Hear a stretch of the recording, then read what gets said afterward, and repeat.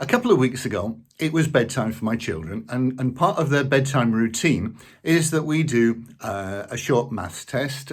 And to be honest, my children do suffer having a father that works in education. And I was trying to persuade my 9-year-old daughter that having a maths test was quite a good idea. But she was putting up some resistance, and instead of paying attention to the mathematics, she was more interested in singing a song that was going through her head. Now, this might seem quite normal until you learn that the song that she was singing was not a child's song. It was Tom Sawyer by the rock group Rush.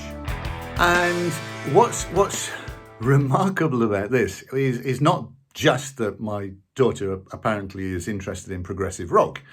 It's that she must have obviously heard this song at some point to have learnt the melody and some of the lyrics.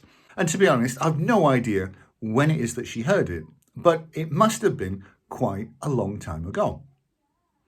And this got me thinking, why is it so difficult to get my daughter to learn 7/8 of 56, and yet effortlessly,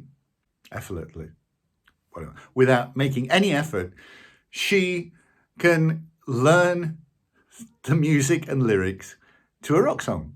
If it is the case that it's much easier to learn a song than it is to learn random facts, then what would happen if you tried to incorporate random facts into a song? Would that be easier to learn? And I think without doubt, the answer is yes. And just to prove it, here is a video of my 9-year-old daughter singing the periodic table.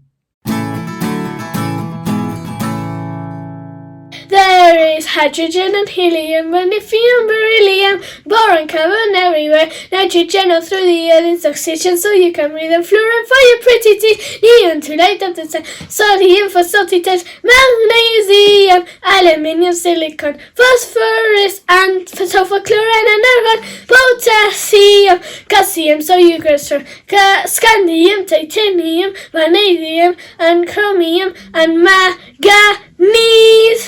This is the periodic table, no one gets to say oh, hydrogens and nitrogens react aggressively, experience was in you, at the shadow electrons and always to the right.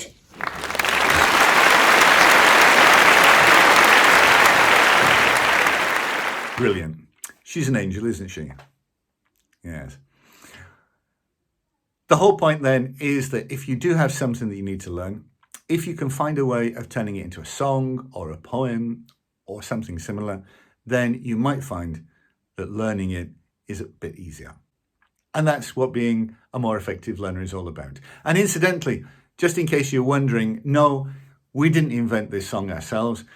It comes from another channel on YouTube called ASAP Science, and you'll find the link just up here. Thank you very much. There is hydrogen and helium, magnesium, beryllium, boron, carbon everywhere, nitrogen all through the air, it's oxygen so you can breathe, and fluorine for your pretty teeth, neon to light up the sun, sodium for salty taste, magnesium, aluminium, silicon, phosphorus.